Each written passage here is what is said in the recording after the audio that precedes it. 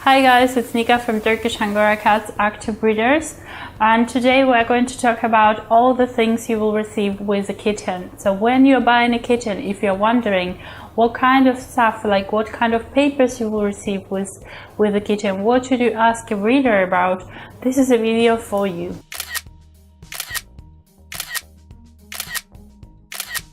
So first of all, let's talk about the kitten. So when you receive the kitten, which is ultimately all the breeder's work, and it's like a child for the breeder, and so when you receive that treasure, with that treasure comes a lot of like papers and confirmations and vaccines and stuff like that. So let's talk about that. And so you can ask the breeder about them before you purchase the kitten, so you are sure that the breeder is responsible and will have all these tests and all this paperwork done. So first of all, the kitten should be microchipped. You can ask the breeder to change the microchip if it's on breeder's name. So when the kitten is lost, it's not on the breeder's name, but it's on your name. This can be done when you gave the breeder like the initial money, the booking money, and so the microchip is for kitten safety and for your protection. Obviously, like when you lost something, you can be protected in some way. And so then the kitten will be most likely desexed unless you are buying the kitten for the breeding. So he will be already operated, surgically altered. So you can agree with breeder how like when it can be happening, like especially if the kitten is traveling, you don't want them to be operated before, like right before the travel is. So then you will obviously have the pedigree. I have a video about pedigrees and you can watch it.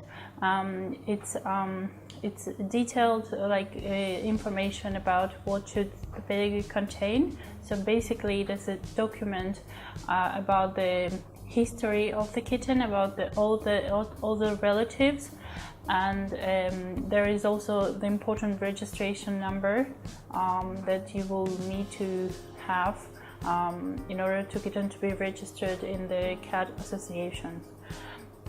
So then you will probably receive a contract. It is like an insurance for you and for the breeder that you agreed on the same terms. I have a video about the contract as well if you want to see. Then the microchips comes, usually it will come with a certificate, like microchip certificate. That's how you can prove that the cat is actually microchipped. Yes.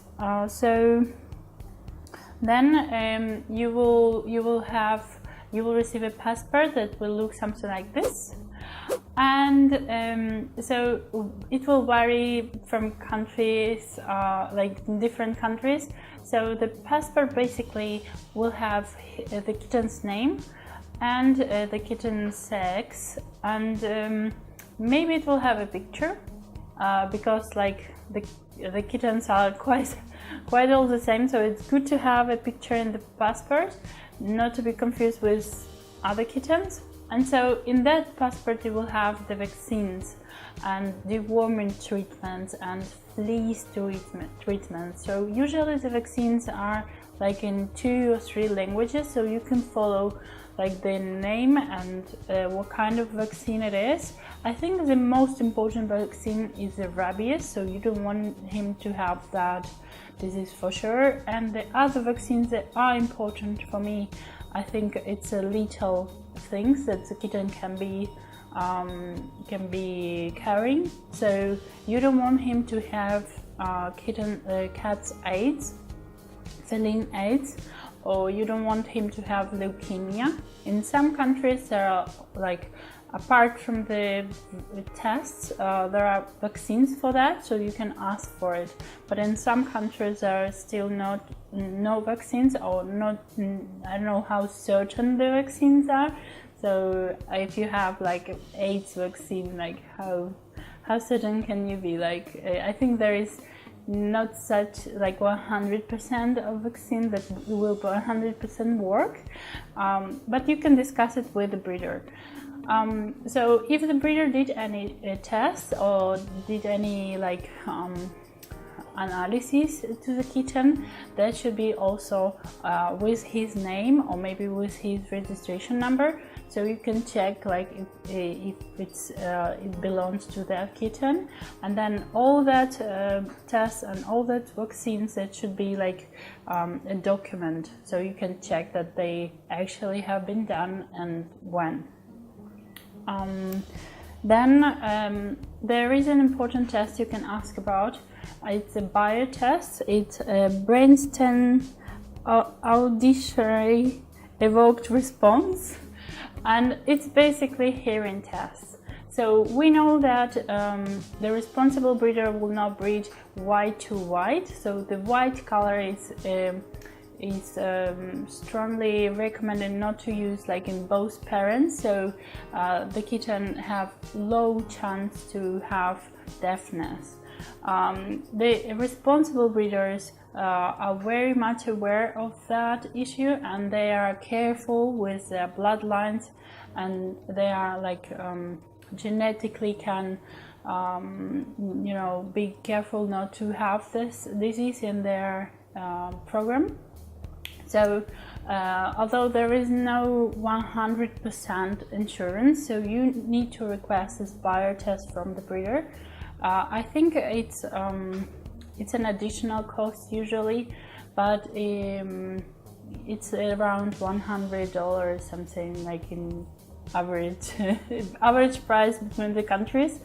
Or if you don't want to pay that, you can just perform like you can ask for alternatives. So you can just perform something like maybe when the kitten is distracted, the breeder can take a video of him or her turning around on the sound. Like if the kitten is not responding to a sound, that he's not seeing anything, so only the sound, so he needs to turn around on the sound. So that's why you can like see that at least he's hearing. We don't know if that's 100%, if it's 80%, but we know he's hearing. And so you can also take the kitten to the vet. I mean, the breeder can take him to the vet, and then the vet can testify that the kitten apparently seems hearing. So the vet can do the same test basically, like, and so if the kitten is deaf, usually the breeder will know. If the breeder is selling you the deaf kitten, it's actually like in the contract he's confirming that he's thinking that the kitten is healthy, but if he clearly knows the kitten is deaf, then you can claim like the money back, and you have the contract, and actually it's not something that the breeder will usually do. So there may be one exception from 1,000, but usually the breeder will not sell you a deaf kitten. And so then sometimes the breeder decide not to desex the kitten, but rather give you a document about the time you will desex the cat. So as long as you have that contract, or you have that agreement with the breeder may say, okay, I will not give you all the papers until you do such a surgery, and then or maybe he will not give you a transfer. A transfer is another paper, like from the same organization that the pedigree, you will receive the pedigree. A transfer just means that the kitten is belong to you now, so otherwise the kitten will be still breeder's property in a way. I think that the desexing is important, because if the kitten can run away from your house, So if he is D-sex, then you will avoid, you know, him being pregnant and having litters, maybe several of them in a short period of time, and it's good for his or her health as well, because he will not be so exposed to contagious diseases while he's mating.